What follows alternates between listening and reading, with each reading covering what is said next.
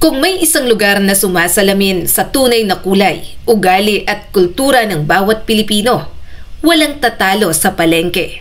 Dito nagtatagpo ang sariwang gulay mula sa bukid, isda mula sa dagat, karne mula sa mga farm at samut-saring kwentong tumutulay sa bawat tindero at mamimili. At sa video na ito, aalamin natin ang 10 pinakamalalaking palengke sa Pilipinas. Mula Luzon, Visayas hanggang Mindanao. Kaya mga ka-amazing, simulan na natin. Number 10, Malabon Central Market. Matatagpuan sa Metro Manila. Ka-amazing, kilala ang Malabon sa masarap na pansit, kakanin at pagkaing dagat. Kaya hindi na nakapagtataka na ang kanilang Malabon Central Market ay isa sa pinakamalaking wet market sa Metro Manila. Ito ay binubuo ng mahigit 1 ektarya ng wet section, dry section, fish trading at rice dealers na nagsisilbi hindi lang sa mga taga Malabon kundi pati na rin sa mga taga Navotas, Caloocan at Valenzuela. Ano ang meron dito? Isa sa pinakamalaking bagsakan ng seafood sa NCR, kilalang bentahan ng malalaki at sariwang alimango. Daan-daang stalls ng gulay, karne, bigas at lutong pagkain. Kompletong tindahan ng gamit sa bahay, school supplies at damit. Presyong pangmasa pero kalidad. Kung gusto mong mamalengke ng mura, diretso ka na sa Malabon. Dito pa lang, sulit na ang biyahe mo. Maingay pero masaya. Malansa pero nakagigiliwan. Masikip pero organisado. Ito ang tunay na preskong-presko na merkado. Number 9, Baguio Public Market. Matatagpuan sa Baguio City. Mga ka-amazing, kapag sinabing Baguio, unang pumapasok sa isip natin, malamig na hangin, pine trees, strawberry farm. Pero para sa mga lokal at turista, may isa pang pinupuntahan na hindi dapat palampasin. Ang Baguio Public Market. Isang napakalaking palengke na may iba't ibang building at section. Vegetable section, meat section, pasalubong stalls, flower market, rice and grains area, handicrafts and weaving products, ukay-ukay kingdom. Bakit kasama sa pinakamalaki? Dahil ang Baguio Public Market ay nagsisilbing sentro ng kalakalan, hindi lang ng lungsod kundi ng buong Cordillera Region. Mula dito, nanggagaling ang pinakamasasarap na gulay tulad ng broccoli, carrots, lettuce at cauliflower. Dito rin mabibili ang strawberry jam at peanut brittle, walis tambo, fresh flowers tulad ng roses at Malaysian mums. Kahit saan ka tumingin, puro kulay, puro sigla at puno ng amoy ng sariwang pananim. Para kang naglalakad sa refrigerator ng kalikasan, ka-amazing. Tuwing weekend, umaabot sa libo-libong mamimili ang dumadagsa dito, lokal man o turista, para bumili ng pasalubong. Number 8, Malvar Public Market. Matatagpuan sa Davao City. Ayan mga ka-amazing, lipad na tayo sa Mindanao. At sa Davao City, makikita ang Malvar Public Market. Isa sa pinakamalaki at pinakamataong palengke sa buong rehiyon. Ano ang dahilan kung bakit napakalaki nito? Hindi lang ito palengke, isa itong trading hub. Dito dumadaan ang bultuhan ng gulay, prutas, karne at isda. May wholesale area, retail area, dry goods at night market. Open 24/7 ang ilang bahagi nito. Pero syempre, ang pinakabida rito ay ang mga prutas ng Davao. Durian, mangustin, pomelo, marang, suha, rambutan at saging varieties. Kung may prutas na hinahanap mo, ka-amazing, malamang nandito na yan sa Malvar. Para itong fruit universe ng Pilipinas. Dagdag pa rito, kilala ang merkado na talaga namang mababa ang presyo dahil marami sa mga nagtitinda ang mismong farmers at suppliers. Mainit, maingay, malawak at buhay na buhay. Isa sa pinakamagandang representasyon ng masiglang kalakalan ng Mindanao. Number 7, Tabuan Public Market, Cebu City. Mga ka-amazing, balik tayo sa Tabuan Public Market. At ngayon, pupunuin na natin ang lahat ng detalye kung bakit ito kabilang sa pinakamalaking palengke sa buong Pilipinas. Kung merong palengke na may sariling karakter, sariling amoy at sariling personality, ito na yon. At ang personality niya, matapang, malakas at unmistakably Cebuano. Lawak at kompleksyon ng merkado. Ang Tabuan ay hindi lang isang building. Ito ay binubuo ng isang main building, ilang side wings at labyrinth-like na eskinita. Mga kalye sa paligid na ginawang extension ng merkado dahil sobrang dami ng nagbebenta. Ang lawak nito ay umaabot ng mahigit 2 ektarya kung isasama ang buong trading zone. Ano ang bentang-benta? Number 1 is danggit, pusit, tuyo, lamayo, dilis, espada, daing na bangus, otap, chorizo de Cebu, rosquillos at dried mangoes. Bakit ito kabilang sa pinakamalaki? Number 1, libo-libong kilo ng isdang toyo ang dumadaan dito araw-araw. Bulto-bultong supplier mula Bantayan, Bohol, Leyte, Siquijor ang dumediretso dito. Ang export level packaging, maraming tindahan ang naghahanda ng produkto para i-export sa US, Japan at Middle East. 24/7 movement, hindi tumitigil ang galaw ng mga tao at produkto kahit madaling araw. Kung gusto mong maranasan ang tunay na kaluluwa ng Cebu, hindi sa beach, hindi sa mall, kundi dito sa Tabuan. Amoy pa lang ka-amazing, alam mo ng buhay na buhay ang negosyo. Number 6, Carbon Public Market, Cebu City. Narito na tayo sa isa sa pinaka-iconic at pinaka-makasaysayang palengke sa buong Visayas, ang Carbon Market. Ito ang puso ng Cebuano commerce sa loob ng higit 1 siglo. At hindi lang ito basta palengke. Isa itong multi-district super complex na may iba't ibang merkado sa loob ng iisang pangalan. Gaano ito kalaki? Ang buong Carbon Market Complex ay may lawak na mahigit 7 ektarya. Mas malaki pa kaysa sa maraming mall sa Pilipinas.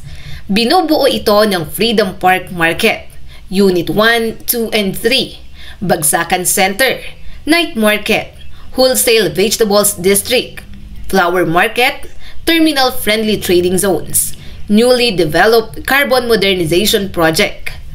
Ano ang makikita dito? Gulay mula Bukidnon, Dalaguete at Negros, preskong isda at karne, murang damit, tela at gamit sa bahay. Bedding, kortina, mga kasangkapan. Murang gadgets, street food alley, food terminals open hanggang madaling araw. Ilang bahagi ay 24/7 ang operasyon. Bakit ganito ito kalaki? Number 1, central hub ng buong Cebu Province. Major supply chain ng Visayas at Mindanao. Thousands of stalls. May sariling transport terminals at bodegang parang shipping port. Newly modernized facilities na nag-e-expand palalo ng operasyon. Dito ka-amazing, lahat ng kailangan mo mula sibuyas hanggang semento, mula isda hanggang kurtina, makikita mo sa Carbon. At ang presyo, presyong Cebuano. Mura, praktikal, suwak sa masa. Number 5, Divisoria Public Market. Ito ang palengkeng hindi kailanman nawawala sa listahan, ang Divisoria. Ito ang queen of all bargaining zones sa bansa. Bilang palengke, hindi lang ito isa, kundi isang buong distrito na puno ng interconnected markets. Ano ang sakop ng Divisoria? Upang maintindihan kung gaano ito kalaki, isipin mo ito. Ilang blocks ng Maynila, ilang gusali, ilang kalye, ilang underground at side street markets. Lahat kumikilos bilang iisang mega market. Kasama rito ang Divisoria Market, Ilaya Market, Tabora Market, Ilaya Street Stalls, 168 Mall, 999 Mall, Lucky Chinatown Side Streets, Tutuban, One Luna Stalls, Recto Sidewalk Lanes, Night Market Zones. Sa kabuuan, aabot sa mahigit 10 ektarya ang aktwal na kalakalan dito kung pagsasamahin ang lahat ng active trading areas. Why is it one of the largest?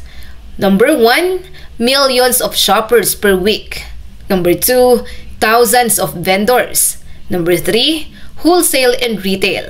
And number 4, main source of goods para sa buong Pilipinas.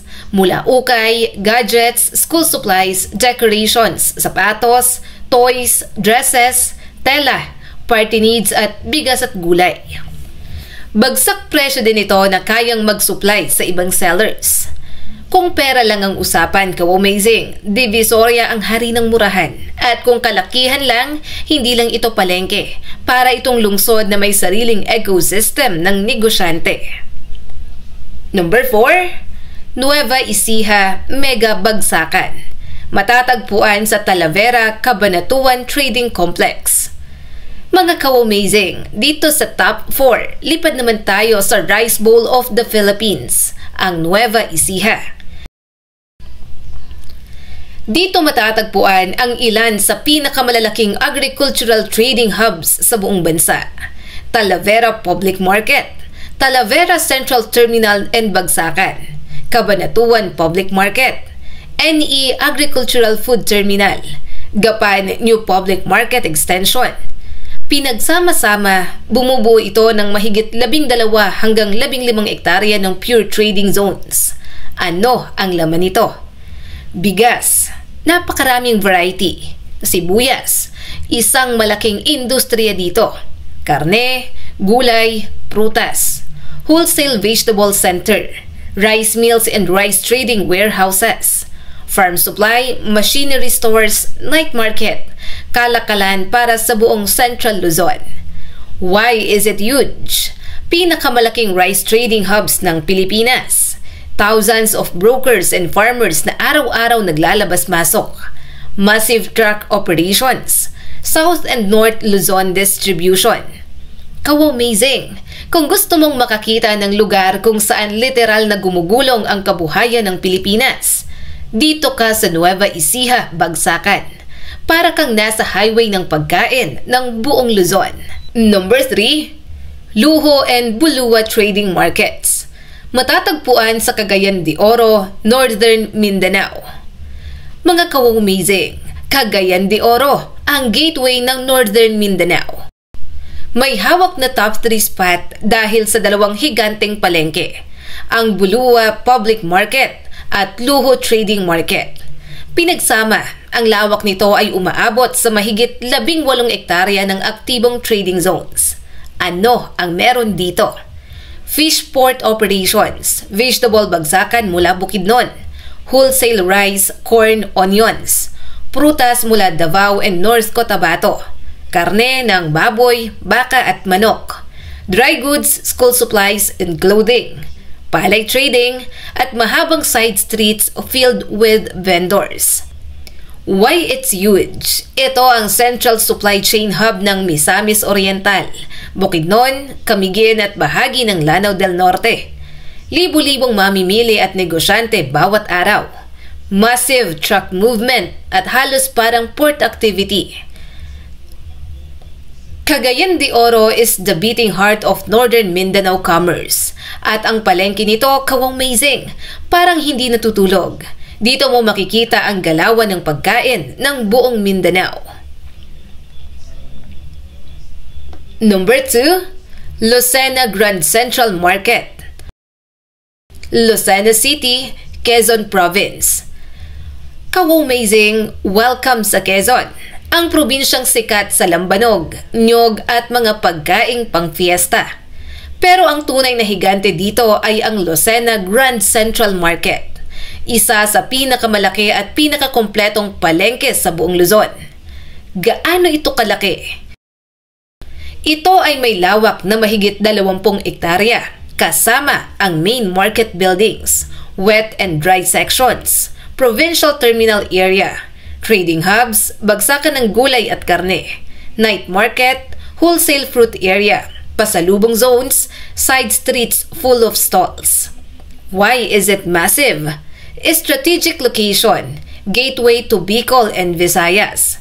Sikat sa Lukban Longganisa, Quezon Puti, Tikoy at Budin. Sentro ng kalakalan ng buong Luzon Province. Thousands of stalls and open day and night. Ka-amazing! Para kang pumapasok sa sarili mong gastronomic universe pag nasa Lucena Grand Central. Lahat ng makita ng mata mo, meron dito. Number 1, Baclaran Supermarket Complex, Parañaque, Pasay, Metro Manila. Ka-amazing! Handa ka na ba sa pinakamalaki, pinakamatao, at pinakamabilis ang galaw na palengke sa buong Pilipinas? Eto na, ang Baclaran Supermarket Complex. Ano ang sakop ng palengking ito? Hindi lang ito basta palengke. Para itong isang super district na may Baclaran Public Market, Baclaran Dampa, flea market streets, hundreds of sidewalk vendors, 3 main buildings of dry goods, pasalubong centers, night market, seafood market, wholesale clothing blocks, overpass and terminal vendors, Baclaran Church vendors. Yes, parte rin yan ng ecosystem. Total trading area, mahigit 25 hectares. Yes, mga ka-amazing. Ito ang pinakamalaking palengke sa Pilipinas pagdating sa actual trading footprint. Bakit ito ang top 1? Libo-libong mamimili per hour. Never-ending flow of vendors. Murang damit, gadgets, bags, accessories, damit pangbata. Wholesale seafood sa Dampa. 24/7 operations sa ilang parte. Biggest marketplace movement in Metro Manila. Kung guguhitan mo sa mapa ang lawak ng Baclaran Market, ka-amazing, parang buong lungsod na siya. Ganon ito kalaki, ganon ito ka-busy, at ganon ito kahalaga sa ekonomiya ng bansa. Mga ka-amazing, tapos na naman ang isang nakabibilib at nakakatuwang tour natin sa pinakamalalaking palengke sa Pilipinas. Mula Luzon, Visayas hanggang Mindanao. Kung meron kayong gustong i-feature pang ibang pinaka sa Pilipinas, comment lang kayo sa ibaba. Kung nais mo pa ng mga ganitong klaseng video, huwag kalimutang mag-like, subscribe at pakipindot na rin ang notification bell para updated ka kapag may mga bago tayong video katulad nito.